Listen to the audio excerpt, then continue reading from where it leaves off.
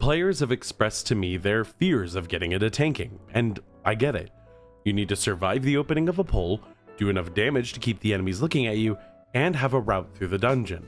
But I'm here to help demystify all of that. Tanking is a support role, where you hold the front line, keep the mobs looking at you, and set your team up for success while easily surviving the impossible. All of this and routing might sound really intimidating or hard at first, but I promise, once you understand the pieces, it comes together so nicely. My name is Baz the Healer. Hey, let's get you into tanking. Let's start with the basics. Tanks are naturally bulkier than DPS and healers, and generate more threat per damage done. So enemies naturally will hate you more and fight you instead of your healer or your DPS, typically. Every tank has a basic rotation, or a set of resource generating moves and resource spending moves. Each tank is very different here in how they do their DPS, but tanking DPS isn't ever too complicated because you need to be able to do it while getting slapped around, although there is quite a bit of depth to it once you get your feet wet. Now that you know your buttons, it's time to talk mitigation and defense. Damage comes in two major flavors, physical and magical.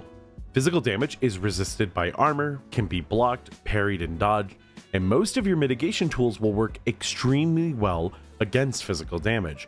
Most mobs do their damage via their melee auto attacks between abilities and spells. While healers and DPS will die extremely quickly to this damage, you can survive it for very long periods of time. Magic damage, on the other hand, hurts the most.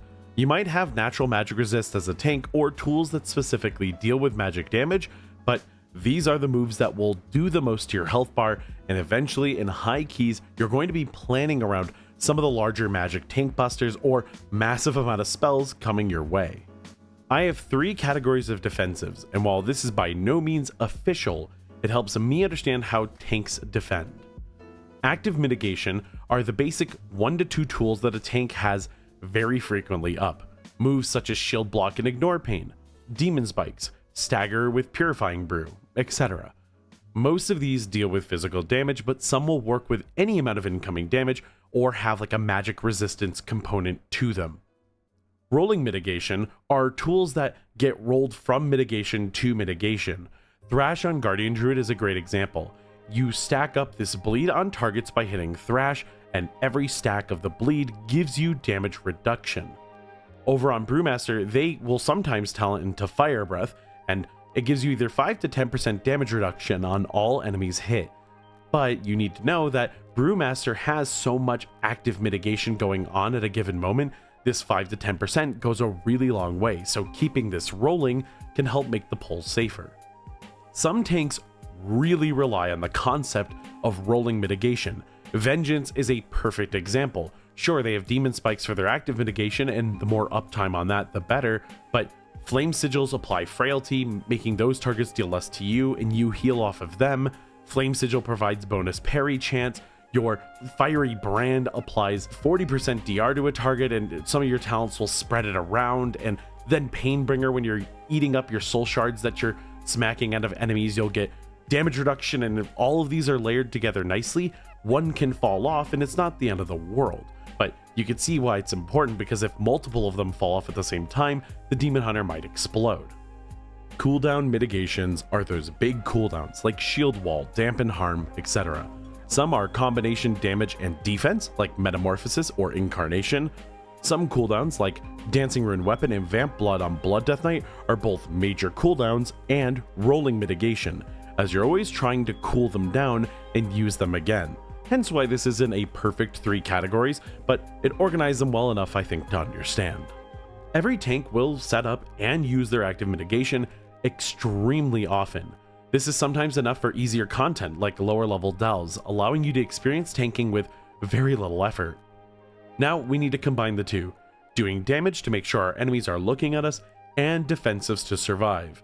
This is what I like to call an opener, and it's not too intimidating, I promise. Let's look at Guardian Druid as an example. Iron Fur is Guardian Druid's active mitigation, taking rage and turning it into a stacking temporary armor buff, and doing damage around the bear. Thrash, as we mentioned earlier, will make targets do less damage to me, and it will be a large portion of our damage to our enemies. To start the pull, I might use my ranged attack Moonfire to tag the enemies. This will generate some early threat and get them to start running in. I can then hit my own charge and dash in at them, press Thrash, then Iron Fur, and ta-da, I have started a pull. Depending on how big this pull is, this might not be enough, but then we can just add in more elements. Barkskin is a basic defensive cooldown that's actually on a relatively low cooldown, and it just reduces damage taken. That can go a long way in helping me get the first couple of thrashes off. I also have the self-healing resource Frenzied Regen. If I lose too much health quickly, I can hit this, spend a little rage, and get my health back up. Lunar Beam is a 1-minute cooldown that I have that reduces the cooldown of itself whenever you hit any kind of arcane damage, which for whatever reason, Thrash is in this build, and of course that Moonfire we used earlier. When I press this button, a disco beam of light comes down from the heavens, dealing damage to enemies and increasing our mastery, which increases our health and increases our healing received. When you put all of this together, you'll have tons of thrashes down, you'll have all of these cooldowns running and doing damage for you, and when it all ends, you'll still be alive because you've already set up your thrashes, and you probably have plenty of Iron Fur to use. And just to note, like, we're not even talking about Bear's biggest cooldown, Incarnation. You have a lot of tools to layer on and play with as a tank, and if this sounds like it might be tough, try it out in a delve. Healer Brand is fantastic for getting started with tanking. Healer Brand will keep you up, walk over the health pots, and it'll be pretty easy. DPS Brand, on the other hand, is great for testing yourself to see if you're ready to handle it on your own, as every single tank can definitely do delves completely on their own with a DPS Brand. The first pull of Priority of the Sacred Flame is also a perfect place to practice, because the first 4 mobs that show up only do physical damage, so hop into Mythic 0 and use it as a nice little testing ground for how your active mitigation tools work, or just how any of your mitigation tools work. When it comes to damage as a tank, physical damage like auto attacks and whatnot are the kind of thing that you really specialize in, so mobs like this should be no problem for any tank starting off. It's when physical damage does too much damage and it goes over your block chance, or the move can't be parried. I'm not sure if any moves can't be dodged, but you know, things that you can avoid, and more importantly, magical damage. Magical damage is the hardest hitting thing that'll hit a tank, and you'll typically be planning some of your cooldowns around large magic damage. As the dungeon level goes up and up, you'll feel it. A magic tank buster or something will hit you and you'll go, ooh, wow, that did half my life bar. Okay, that's painful. I should be careful of that one. One more thing before we talk about setting up pulls and how to do them. When it comes to tank damage and blocking and all of that, it only works on the front half of your character. Like, if you look at the little circle underneath your character when you select yourself, the 180 degrees that your character is facing is all parry chance, block chance, dodge chance. If you're taking hits to the back, it's just going to go through your armor, there's no parry, there's no block, etc. So try not to take back shots whenever possible. However, that being said, you're going to take 1 or 2 while you're setting up a pack and you're moving through them. That's okay. As long as you're not taking like 50 of them at once, you'll be fine. But it is pretty important to know how that works, because if you're ever just the slightest off and there's a mob hitting your back, they're going to be doing substantially more damage than everyone else because, well,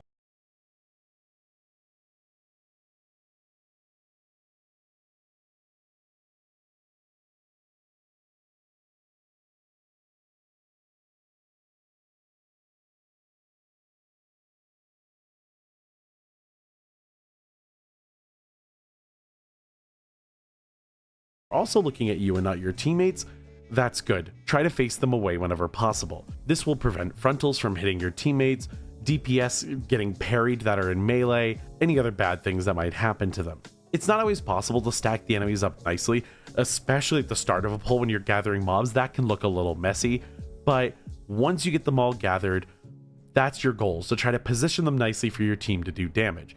Also, the backpedal button's your best friend. The mobs will file in nicely as you back up slowly, and you won't stop dodging, parrying, or blocking while you do this.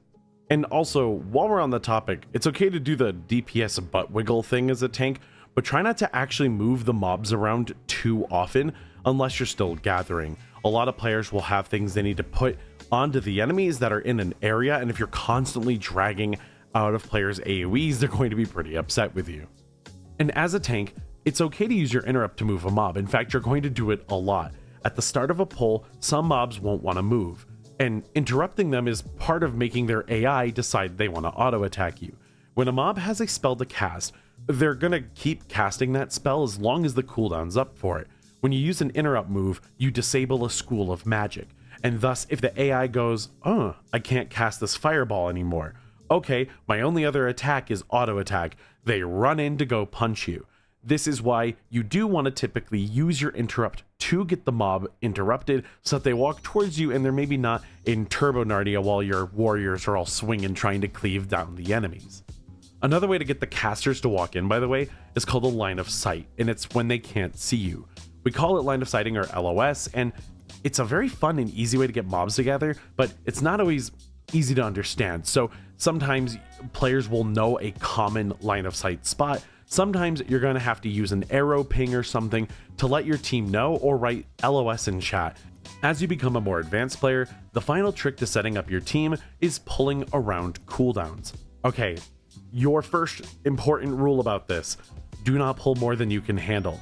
Check your own personal and cooldowns defensives before you go grab some massive 3, 4, 5 pack pull and ruin Christmas. But as you get more comfortable, you can track your team's cooldowns, or you can simply ask them if they have cooldowns. Setting your team up for big pulls, for big damage, is a ton of fun.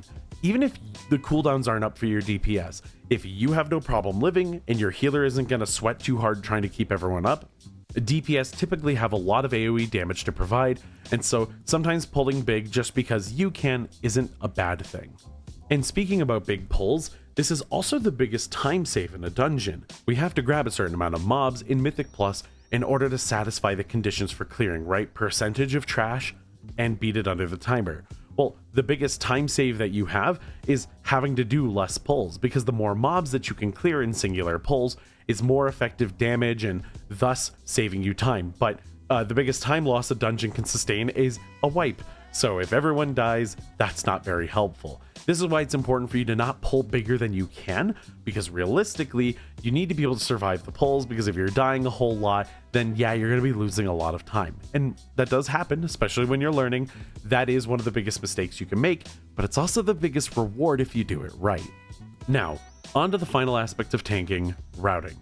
This was one of the most disliked parts from tanking in my chat. I asked everyone why they weren't getting into tanking, and routing was the one that came up the most. But routing doesn't need to be very hard. First of all, the Dungeon Journal does give you a load of the information you'd like to know. How the bosses work, their loot tables, and a map to get you started. But also, you can just hold W. Now, I'm not kidding. You can start a lot of these dungeons, especially in Heroic, if that's a great place for you to start. If you're really not confident in the dungeons, jump in, hold W, and walk boss to boss to boss, killing on your way. Most routes, this will give you all the percent you need and allow you to take out the dungeon. And that won't be a problem in lower level content. As you get better at the dungeon, you'll be able to come up with basic routes that satisfy the conditions of the dungeon while not being too hard on your team. And if you want to take out some of the guessing work, Raider.io has a section for their weekly routes, and I love this because they'll provide pug-safe routes that are great for beginner groups or your friends that don't know what they're doing, or they'll provide some sweaty routes as well in case you want to really push yourself. I love this part of Raider.io, and they're not sponsored or anything here. I mean, I love the heck out of them, but this is a really cool tool for getting into tanking, so if you just want someone to hand you a map, here you go. And Mythic Dungeon Tools lets you explore dungeons and come up with routes on your own, and you can even share them to your whole team in the dungeon. This is a fun way to just figure out a section of the map that maybe you want to play more efficiently, or if you want to really get into the weeds and come up with the perfect route for you and your team. I know routing can be intimidating. Don't be scared of just walking forward. I have learned most of the dungeons this season walking forward and just kind of freeballing it and figuring it out. And it's worked out pretty freaking well for me. So give it a try and don't be too nervous. You can also ask, like, hey, what should we do a big pull here, or what's the typical pull here?